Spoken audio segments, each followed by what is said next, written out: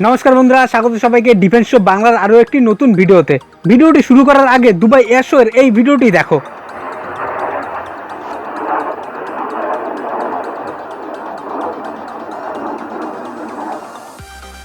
হ্যাঁ বন্ধুরা, এটাই দুবাইতে তেজাসের জালবা। বন্ধুরা, দুবাই এয়ারশো হলো পৃথিবীর সবথেকে বড় এয়ারশো, যার গুরুত্ব এতটাই বেশি যে পৃথিবীর প্রায় সমস্ত দেশের নজর এই এয়ারশো এর সকল ফাইটার জেটের উপর থাকে। এবং তোমরা জানো, পাকিস্তান এইবারও যখন খবর পেল ভারতের গর্ব তেজাস দুবাইতে খেলা দেখাতে যাচ্ছে, পাকিস্তান খুব চুপিসারে তাদের ভাঙারিকে সরিয়ে নেয় এই এয়ারশো থেকে। এবার বন্ধুরা, এই পিকচারটি দেখো। এখানে যে ব্যক্তি তেজাসের ককপিটে শকুনের মতো উকি মারছে, ইনি হলেন পাকি পাইলট। পাকিস্তান তাদের একটি টিমকে এই এয়ারশোতে ডিস্কো করতে পাঠিয়েছে, মানে অন্য দেশের বিমানের উপর নজর রাখতে, যা বাকি দেশও পাঠায়, যাতে তারা বিভিন্ন দেশের বিমানকে কাছ থেকে দেখতে পারে এবং সকল অ্যাক্টিভিটি সহ ফিচারগুলির সম্পর্কে জেনে তা তাদের হাইকমান্ডের কাছে পাঠাতে পারে।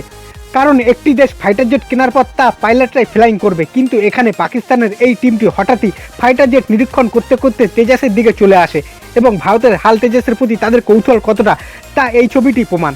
এবার বন্ধুরা, তোমাদের বলবো পাকিস্তান কেন তাদের ভাঙারি জেট JF-17কে এই এয়ারশোতে পাঠায়নি। তাহলে এই ছবিটি হলো তার প্রমাণ। বিশ্বের সেরা ফাইটার জেট JF-17-এর ককপিটের ঢাকনা হাত দিয়ে টেনে খুলতে হয়, যা তোমার আমার বাড়ির জানলার দরজায় এই ধরনের ক্লাক অবশ্যই লাগানো আছে। শুধু এটাই না, গতবারের মালয়েশিয়া এয়ারশোতেও যখন ভারত তেজাসকে পাঠানোর সিদ্ধান্ত নেয়, পাকিস্তানের JF-17 লেজ গুটিয়ে পালিয়ে আসে সেই এয়ারশো থেকে। বন্ধুরা, JF-17 এতটাই উন্নত যে এটি ফ্লাইংয়ের সময় আকাশ ধোঁয়ায় কালো করে দেয়, যা রাস্তার পুরনো ট্রাকগুলি করে থাকে। বিশেষত JF-17 হলো নামই একটি ফাইটার জেট। আসলে এগুলি হলো আকাশের উড়ন্ত গ্যাস বেলুন, যা শুধু পলিউশন করতেই কাজে লাগে, যুদ্ধ লড়তে না। আর যেসব আবাল বাংলাদেশিরা তেজাসকে ঠেলাগাড়ি বলে এবং JF-17কে উড়ন্ত বাজ, তাদের জন্য রইল দুবাই এয়ারশোর এই ছবিটি আরও একবার। JF-17 যদি এতটাই ভালো হতো, তাহলে পাকিস্তান তেজাসকে টক্কর দিতে অবশ্যই তাদের জেট এই এয়ারশোতে পাঠাতো।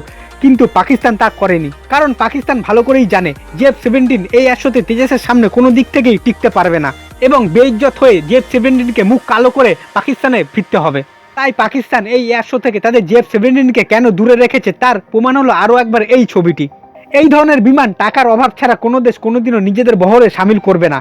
তবে আশা করি বাংলাদেশের ঘাস চিবানো ভিউয়াররা আমার সাথে একমত হবে না। তাই ধন্যবাদ সবাইকে ভিডিওটি দেখার জন্য। ভিডিওটি ভালো লাগলে লাইক এবং যাদের পিছন জ্বলেছে তারা অবশ্যই ডিসলাইক দাও। ধন্যবাদ আরও একবার। পরবর্তী ভিডিওতে আবারও দেখা হবে। জয় হিন্দ।